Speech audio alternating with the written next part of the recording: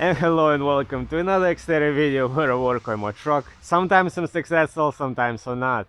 And in today's video I'm going over to my friends for the first time this season, you may say. After winter, we just had a winter, it's finally over, finally the good weather is coming. Right now it's not so good, but hopefully the weather will get better throughout the day. And we're gonna be working on few of my friends' cars. Now also one of my friends, he had a lot of issues with his truck. Unfortunately, he was too tired of it, so he got a different truck. I'm gonna guys show you what he got. It's pretty cool truck. Maybe we'll do a video comparison or something. But as of right now, I'm just gonna load up my truck with some tools, parts and whatnot, and gonna head over and we'll see what's gonna happen over there. A few moments later. So there you go guys, this is the truck that my friend got. Just look at it. Isn't it amazing?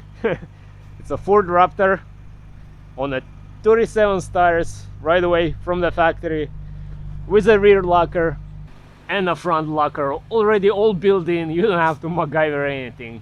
Of course it has already from the factory as well these huge, really nice fender flares. Unlike my truck, doesn't have anything, or if we have to get something, we have to go out of market option. For example, the one my friend has, but they don't really cover the entirety of the truck anyway, so you still get splashed over. But not in this case. As you can see guys, it covers the body completely, so the tire is covered. And in some states it's actually not even legal for the tire to stick out. They're gonna give you a ticket, but this is something taken care of. Really nice looking truck with a huge spare in the back as well. So if I open up the back, there we go. Very easy to access it. He has some little stuff over here. He's been working. He just did this, his DIY panel. He's planning to put an air compressor over here. Maybe we're gonna do this together, maybe not. Now we open this part. He has this shell he picked up recently. It was pretty cheap as well. Just need to organize over here a little bit, but we plan to do some work today, so it's no big deal. Let's close this up. Now come around. Just look at this interior. Looks so nice. Let's get inside. We got a big screen over here for all the gauges. A big screen over here for all the maps and whatnot. I like that they kept the somewhat a good shifter over here, not the little buttons. We got our selector for high, low and auto. Right here we have our all switches for lockers, for rear tire assist. That's pretty cool. And over here it already has a built-in accessory switches where the wire already run to multiple locations. So if you want to add some stuff like a light bar or something, you can just wire it in and it's already gonna be here. That's pretty cool. And of course it has a removable roof, so in the summer he's gonna have a blast. We got our dual climate control over here. That's pretty cool. It's getting pretty toasty over here.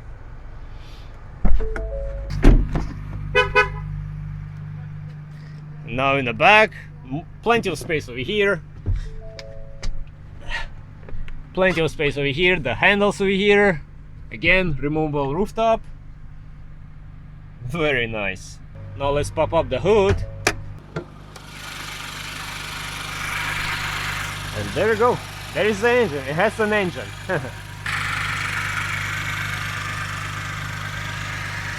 Everything looks nice and clean, at least for now, before he goes off-roading. And I'm not mistaken, it comes with 420 horsepower.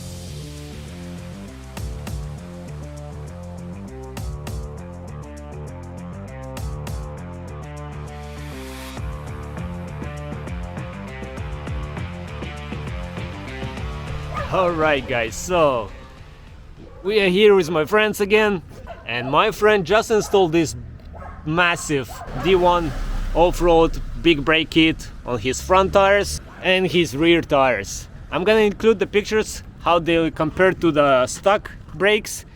Unfortunately I was not there for install but it's okay, but these brakes are much bigger.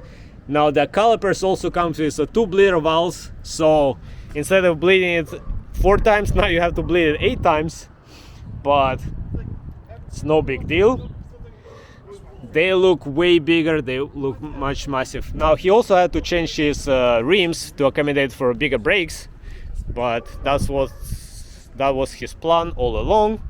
So it will be really cool to compare his brakes versus my brakes, the stopping distance, so I'm gonna try to make a video of that as well. I think it's gonna be very interesting to see what the stopping distance of 2 trucks, one with the big brakes and the other truck with just a regular brakes, like regular size brakes. So we're gonna try to measure what's the stopping distance, because I mean 2-3 feet might not sound a lot, but in emergency situation when you slam the brakes you want to stop as fast as possible. All right guys, almost ready to take out the bumper. Just checking out the last wires, connections here and there. Still gotta disconnect this wire over here for the antenna, and then we can unbolt the bumper, take it down, take out the winch and put the new one. All right guys, the bumper is out with the winch. So this is the, he had this winch for quite a few years. How long you had it? By 10 years? Wow. So the rope is new, he just got it recently, so we're actually gonna take this rope out because as you can see it's blue, and this is the blue truck. So gonna take the winch out, swap the rope and start putting everything back in with a slight adjustment to the wiring. A few moments later. Alright guys, let's test the winch. So engage the Bluetooth capability. There we go, it's working. Now let's pull it in.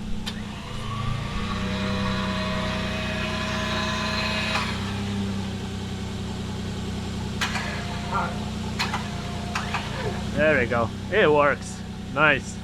So maybe you can see guys or not, but my friend recently replaced his TPMS sensors, but they are not programmed in yet, so his lights is gonna be blinking. So I'm gonna use the programming tool again. As you can see, the light is on. So let's see, let's program them in. I already have like 2 videos on this I think, but it's gonna be another one. So first gonna use this cable, push this in and touch the frame a few times, like 6 to 10 times before, so the light starts blinking. Okay, all right, the light is blinking. So now we're gonna go to each tire.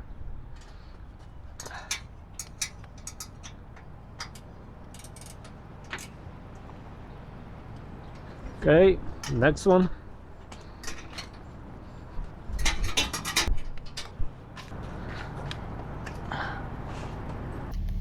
And there you go guys, the light is off. So this tool, the simple $10 tool, is working. You don't have to take it to the dealer to program it in or something. As you can see, the light is off. Alright guys, so my friend, he got this 10-inch subwoofer. So we plan to put it underneath the seat to give more boost to the sound. And it's a slim design. Sorry that it's so windy today guys. So it's a very slim and compact design. It looks very nice. It actually has built-in lights, blue lights. I mean, you're not gonna see it underneath the seat, but it's pretty cool if you guys want to install it somewhere else. Now that I think maybe I should get a subwoofer too someday, maybe. So now I'm gonna start running the wires. It needs 2 wires for the power, and of course then it's gonna be wires going to the back of the radio for the sound. So gonna work on that. And of course it comes with all the accessories, the manual, some mounting hardwares here and there, comes with the cables, which may be long enough, maybe not, but the red one we gotta run to the battery, and this one we can tie in anywhere to the frame. Comes with a fuse, these connectors, and this is the wire that we're gonna connect to in the back over here and run it to the radio. And it has a little remote over here for adjustment of the bass. And another cable over here, not too sure what it is for, but we'll figure it out. So gonna work on that now. Alright, so we're gonna run two cables from here to the radio, to the audio. Now these three connections over here, one is gonna go to the ground, one is gonna go to the battery with a fuse, and the middle over here with a blue cable that is provided to us is gonna go to accessory power, so when you turn on the truck, then it's powered up the amp. So, but for now I have to remove the, unbolt the seat so we can move it up out of the way. That way we can try to slide this in there. Now, since we have to run few cables, the ground, actually I'm gonna run it over here and tie in underneath this for this bolt. That's gonna give us a very good ground. And a positive, gonna try to run it all the way to the battery. Alright guys, and as you can see, I unbolted these two bolts over here and one just only on this side. That gave me enough to lift up the chair, and the sub fits in there perfect. So now I can run the wires, make all the connection, and then we're gonna bolt it back in. Guys, so I have my wires connected over here, inline fuse, just temporary like that over here. I'm gonna secure it later. Wire going all the way through the firewall. I have my wires all the way up to here. I'm gonna connect the ground now, and before I put it in, I'm gonna bench test it over here, make sure it works, and then if everything works, gonna tie in all the wires, put everything nicely. Now the blue wire, I have a power on connection over here, so I'm getting from a fuse over here, so that should be good. Alright guys, the mod day is over. We accomplished a lot on this truck today. We replaced the winch, adjusted the bumper because it was actually not right. We also changed the diff fluid in the rear, installed the subwoofer, and I took care of the TPMS lights, and there was something else but I don't remember. And of course we also worked a little bit on that truck. That's a new truck in our edition, in our fleet. I mean, it's not an Xterra, but still that's a pretty awesome truck. We're done for the day. It was a pretty good, successful day. We're gonna meet again maybe next week and continue on doing projects. And I really want to test out those big brake kits, compare the stopping distance of the big brake kits versus mine, because I just have a stock brakes. So that's gonna be an interesting video to make as well, I think. So on this note, I hope you guys enjoyed this video. I hope you might find it helpful, and as always, until next time, everybody, bye.